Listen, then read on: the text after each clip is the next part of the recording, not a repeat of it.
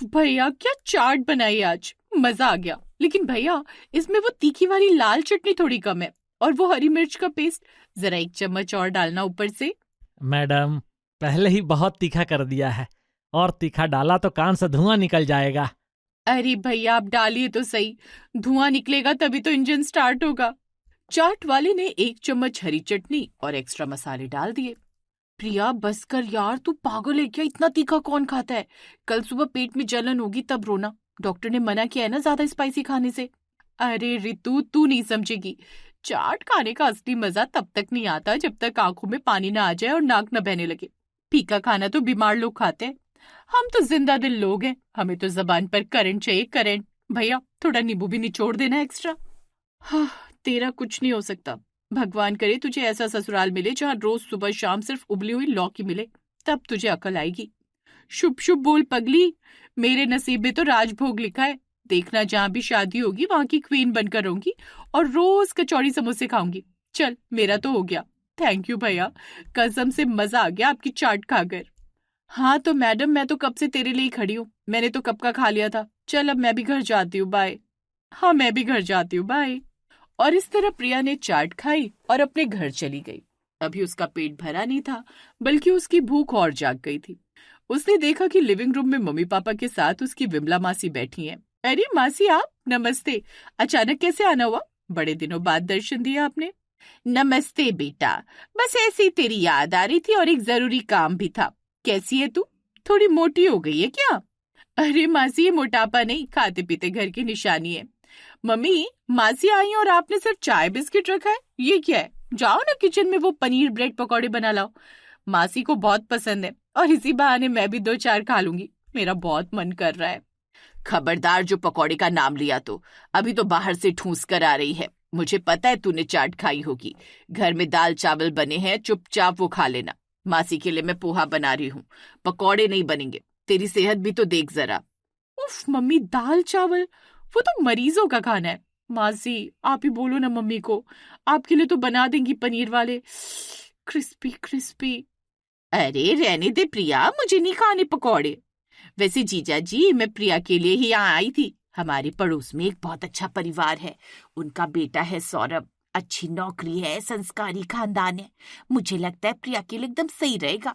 अच्छा, लड़का क्या करता है और परिवार कैसा है? हमें तो बस यही चिंता है कि प्रिया को खुश रखे। ये थोड़ी नादान है, खाने पीने की शौकीन है।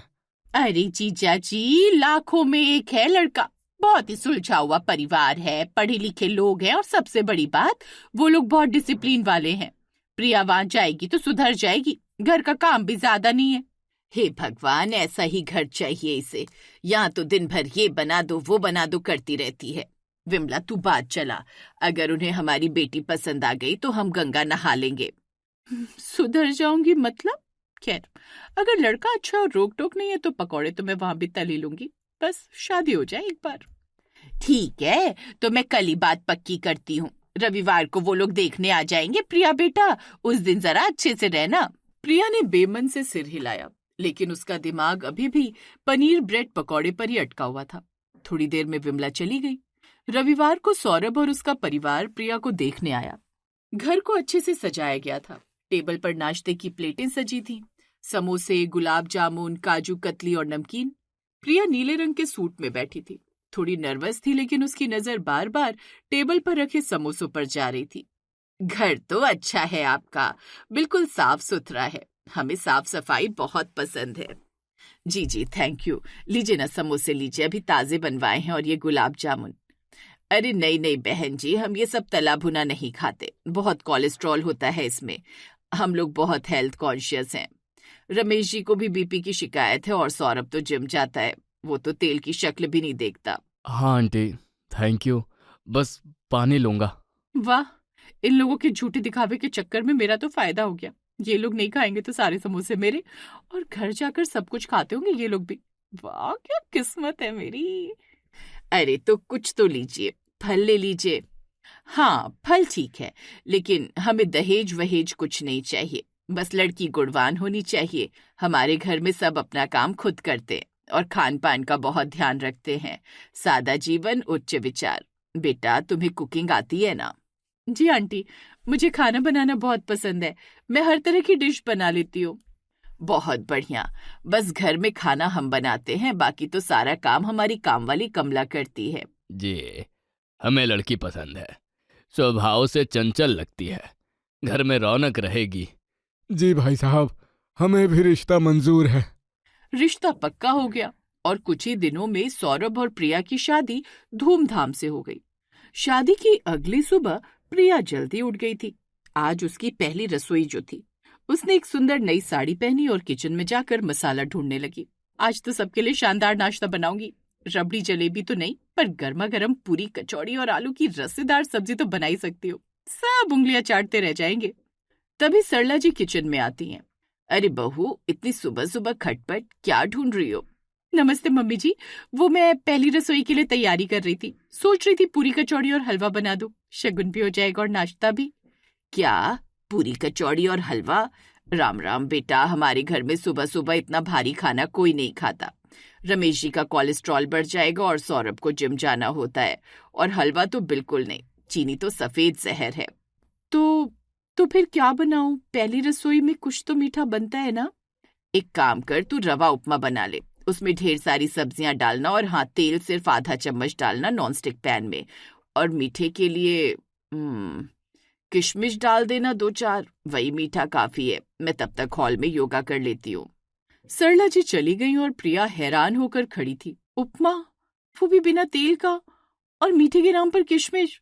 हे भगवान, ये ससुराल है या नेचुरोपैथी सेंटर? मेरे अरमानों का तो उपमा बन गया। ये मेरी कैसी पहली रसोई है? पर ससुराल में पहला दिन है, कुछ कह भी नहीं सकती। उपमा ही बनाती हूँ, चलो। प्रिया ने उपमा बनाया और टेबल पर लगा दिया। सबके सामने प्लेट में रूखा सूखा उपमा रखा था। प्रिया ने बेमन से उसे परोसा था, लेकिन घर के सभी लोग बड़े चाव से खा रहे थे, जैसे दुनिया का सबसे स्वादिष्ट खाना हो। वाह, बहुत बढ़िया बना है बेटा, एकदम हल्का और सुपाच्य। सरला, देखो तेल भी बिल्कुल कम है। हाँ प्रिया, थैंक यू। मुझे लगा तुम पहली रसोई में वो घी तेल वाली चीजें बना दोगी, पर तुमने तो एकदम डाइट वाला नाश्ता बनाया है। You are the best. Thank you, आप लोगों को पसंद आया, यही काफी है। प्रिया ने अपनी प्लेट से एक चम्मच उपमा उठाया। जैसे ही मुंह में डाला, उसे लगा जैसे वो लकड़ी का बुरादा खा रही हो। न मिर्च, न मसाला, न स्वाद। उफ, ये गले से नीचे ही नहीं उतर रहा। मुझे मेरी मम्मी के हाथ के आलू के पराठे याद आ रहे, जिन पर मक्खन तैरता था। ये मैं कैसे खाऊंगी रोज? मैं तो भूखी मर जाऊंगी। अरे बहू, तुम खा नहीं रही, शर्म आ रही है क्या? नहीं मम्मी जी, वो मुझे अभी भूख नहीं है। शायद शादी की थकान है, मैं बाद में थोड़े फ्रूट्स खा लूंगी। ठीक है, फ्रूट्स तो सबसे अच्छे होते हैं। पपीता काट लेना अपने लिए। और इस तरह सभी ने खाना खत्म किया, पर प्रिया भूखे पेट वहां से उठ गई। उसे अपनी किस्मत और सामने रखे पपीते दोनों पर रोना आ रहा था। और ऐसे ही शाम भी हो गई थी। दोपहर में प्रिया को उबली हुई लौकी खानी पड़ी थी। अब उससे रहा नहीं जा रहा था। उसने देखा कि उसकी ननद रिया कॉलेज से आई है। प्रिया को लगा कि शायद यंग जनरेशन को तो बाहर का खाना पसंद होगा। रिया दीदी कॉलेज से आ गई? थक गई होंगी ना? हाँ भाभी, आज बहुत लेक्चर थे। दीदी, घर का खाना खा खा कर बोर नहीं होती आप? मेरा तो आज कुछ चटपटा खाने का बहुत मन कर रहा है। क्यों ना हम बाहर चलें? पास में एक अच्छा रेस्टोरेंट है, या फिर वो नुक्कड़ वाली चाट। क्या? बाहर का खाना? भाभी, आपका दिमाग तो ठीक है। मम्मी ने सुन लिया ना तो बहुत डांटेगी। बाहर का खाना कितना अनहेल्दी होता है। वो लोग गंदा तेल इस्तेमाल करते हैं, हाइजीन नहीं होती। हम लोग तो बाहर का पानी भी नहीं पीते। क्या? दीदी, अरे कभी कभी तो चलता है ना, चीट डे समझकर। नो वे भाभी, मेरा स्किन केयर रूटीन खराब हो जाएगा, पिंपल्स आ जाएंगे। आप प्लीज मुझे बिगाड़ने की कोशिश मत कीजिए। वैसे मुझे भूख लगी है, आप मेरे लिए एक सैंडविच बना देंगी? सैंडविच? ग्रिल्ड चीज सैंडविच या आलू मसाला वाला? नहीं नहीं, ब्राउन ब्रेड में खीरा, ककड़ी और टमाटर लगा दीजिए। और हाँ, बटर या मेयोनीज बिल्कुल मत लगाना, सिर्फ काली मिर्च छिड़क देना। थैंक यू भाभी। अब प्रिया माथा पीटते हुए किचन की तरफ चल दी। गई भैंस पानी में। ये घर है या हॉस्पिटल? यहाँ तो 20 साल की लड़की भी 60 साल वाली बातें कर रही है। सैंडविच? इससे अच्छा तो मैं भूखी रहूं। अब प्रिया ने रिया को सैंडविच बना कर दिया। रात के खाने में भी प्रिया को तुरई की सब्जी और सूखी रोटी मिली थी। प्रिया ने जैसे तैसे अपना पेट तो भर लिया था, पर आत्मा अतृप्त थी। सब सोने की तैयारी कर रहे थे। प्रिया और सौरभ अपने कमरे में थे। सौरभ, सुनिए ना। हाँ बोलो प्रिया, क्या हुआ? नींद नहीं आ रही है? नहीं, नींद नहीं आ रही। वो मुझे ना आइसक्रीम खाने की बहुत क्रेविंग हो रही है। प्लीज, फ्रिज में तो है नहीं, क्या हम बाहर जाकर खा सकते हैं? बस एक स्कूप प्लीज। दिन भर से इतना फीका खाना खाया कि मुंह का स्वाद कड़वा हो गया है। प्रिया, रात के 10 बजे आइसक्रीम? तुम्हें पता है उसमें कितनी शुगर होती है? और रात को मीठा खाने से बॉडी में फैट जमा होता है। मम्मी सही कहती है, ये सब आदतें अच्छी नहीं है। अरे शुरुआत में तुम्हें प्रॉब्लम हो रही है, मैं समझता हूँ, पर धीरे धीरे तुम्हें इस हेल्दी लाइफस्टाइल की आदत हो जाएगी। देखना, 1 महीने में तुम कितना फ्रेश फील करोगी। फ्रेश नहीं, मैं गायब हो जाऊंगी सौरभ। मेरा वजन कम हो रहा है वो ठीक है, पर मेरी खुशी भी कम हो रही है। एक छोटी सी आइसक्रीम से कोई नहीं मरता। अरे बाबा, मरने की बात नहीं है, डिसिप्लिन की बात है। अभी सो जाओ। अगर भूख लगी है तो मैं पानी दे देता हूँ, और सुबह उठकर साथ में योग करेंगे। सब ठीक हो जाएगा। Good night. सौरभ लाइट बंद करके सो गया। प्रिया अंधेरे में छत को घूर रही थी। पानी पीकर सो जाओ। हद है। शादी से पहले सोचा था कि पति के साथ मूनलाइट डिनर करूंगी, यहाँ तो वाटर डाइट चल रही है। अगर ऐसा ही चलता रहा तो एक दिन न्यूज आएगी, भूख और तुरई की सब्जी से परेशान होकर नई नवेली दुल्हन फरार। नहीं प्रिया, कुछ तो करना पड़ेगा, ऐसे तो नहीं चलेगा। और इस तरह सोचते हुए प्रिया सो गई। अगली सुबह नाश्ता बनाने की बारी फिर प्रिया की थी। उसने सबके लिए पपीता और ओट्स तैयार कर दिया था, लेकिन अपने लिए उसका मन नहीं माना। उसने चुपके से फ्रिज से आटा निकाला। सबके लिए हेल्दी बन गया। अब अपने लिए एक आलू प्याज का करारा पराठा तो बनता है, वरना मैं तो चक्कर खाकर गिर जाऊंगी। और जैसे ही उसने पराठा तवे पर डाला, पीछे से सरला जी आ गई। ये किस चीज के जलने की बू आ रही है? हाय राम प्रिया, तू फिर शुरू हो गई। पराठा? बेटा मैं तेरी ही चिंता करती हूँ। अभी नई नई शादी हुई है, अगर ऐसे ही खाती रही तो फिगर खराब हो जाएगा। फिर कल को ड्रेसेस फिट नहीं आएंगी तो रोना मत। इसे हटा और चुपचाप ओट्स खा ले। पर मम्मी जी, मेरा ओट्स खाने का बिल्कुल मन नहीं है। अरे इतना जीभ का चटपटा होना सही बात नहीं है। मन हो ना हो, खाना तो तुझे ओट्स ही है बेटा, हमारे साथ बैठकर, समझी? सरला जी ने गैस बंद कर दी और चली गई। प्रिया की आंखों में आंसू आ गए।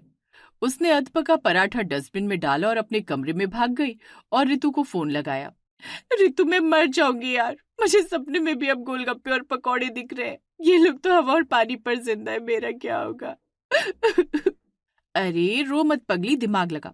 तू नहीं जा सकती पर कोई ला तो सकता है। तेरी काम वाली कमला आती है ना, उसे पटा ले। ये काम वालियां बड़ी तेज होती हैं, टिप के बदले कुछ भी ला कर देंगी। कमला? हाँ, वो तो जाती है बाजार घर का सामान लेने। रितु, तू तो जीनियस है। हाँ, वो तो मैं हूँ। तारीफ के लिए शुक्रिया मैडम। अब जा जाकर अपनी काम वाली को पटा। हाँ जाती हूँ, बाय। हाँ चल बाय। प्रिया ने फोन रख दिया और लग गई कमला को पटाने में। दोपहर में जब सरला जी सो रही थी, तब प्रिया ने कमला को कमरे में बुलाया। कमला, सुनना एक काम है। जी भाभी, क्या हुआ? कोई और काम बाकी है क्या, या आपके सर में तेल लगाने का है? अरे नहीं बाबा, देख किसी को बताना मत। घर में बिल्कुल पता नहीं चलना चाहिए। ये रख, और सुन, वो नुक्कड़ पर जो ठेला लगता है ना, वहां से मेरे लिए 2 गरम गरम पनीर ब्रेड पकौड़े लेते आना, और चटनी अलग से पन्नी में डलवाना। और ये बाकी पैसे रख ले, तेरी टिप। अरे भाभी जी, बस इतनी सी बात, आप चिंता न करो। मैं ऐसे लाएगी कि अवा को भी खबर ना लगेगी। वैसे भी इस घर में, खैर छोड़िए, मैं पी आई। चलो फाइनली आज तो पेट भरकर खाऊंगी। आधे घंटे बाद कमला वापस आई। उसने अपनी साड़ी के पल्लू में एक पैकेट छुपा रखा था। उसने जल्दी से पैकेट प्रिया को दिया और चली गई। प्रिया ने दरवाजा बंद किया और बेड पर बैठ गई। उसके मुंह में पानी आ रहा था। आहा, खुशबू तो बड़ी अच्छी आ रही है। आजा मेरे प्यारे पकौड़े। जैसे उसने पैकेट खोला, उसकी आंखें फटी की फटी रह गई। अंदर ब्रेड पकौड़े नहीं थे, अंदर भाप निकलते हुए फ्राइड मोमोज थे। हैं? ये क्या है? मोमोज? मैंने तो पकौड़े मंगाए थे। ये कमला भी ना बहरी है क्या? वो पैकेट लेकर बाहर भागी और कमला को पकड़ा जो जाने वाली थी। कमला, ये क्या लाई है तू? मैंने पनीर ब्रेड पकौड़ा मांगा था, ये मोमोज क्यों लाई है? हाय दैया, गड़बड़ हो गई भाभी जी, वो गलती से पैकेट बदल गया। ये मोमोज तो रिया दीदी के हैं, आपका पकौड़े वाला पैकेट तो मैंने गलती से रिया दीदी को दे दिया। कमला की बात सुनकर तो प्रिया एकदम से चौंक गई। क्या? रिया दीदी? वो जो मुझे सैंडविच और स्किन केयर का लेक्चर दे रही थी, वो फ्राइड मोमोज खाती हैं? अरे भाभी जी, आप किस दुनिया में हो? रिया दीदी रोज मोमोज मंगाती हैं, और बड़े साहब शाम को छुपकर समोसे खाते छत पर। और मेम साहब को तो जलेबी बहुत पसंद है, वो तो मैं पूजा की टोकरी के नीचे छुपा कर लाती है। इस घर में सब एक दूसरे से छुपकर सब कुछ खाते हैं, मुझसे मंगवा कर। प्रिया को लगा जैसे उसके कानों में शहनाई बज रही हो। उसकी खुशी का ठिकाना नहीं था। पूरा घर ड्रामेबाज था। अच्छा तो ये बात है, तू जा अपने घर, मैं खुद ही अपना पैकेट वापस लेकर आती हूँ। आज तो सबकी क्लास लगेगी। कमला चली गई। प्रिया हाथ में मोमोज का पैकेट लेकर दबे पांव रिया के कमरे की तरफ गई। दरवाजा हल्का सा खुला था।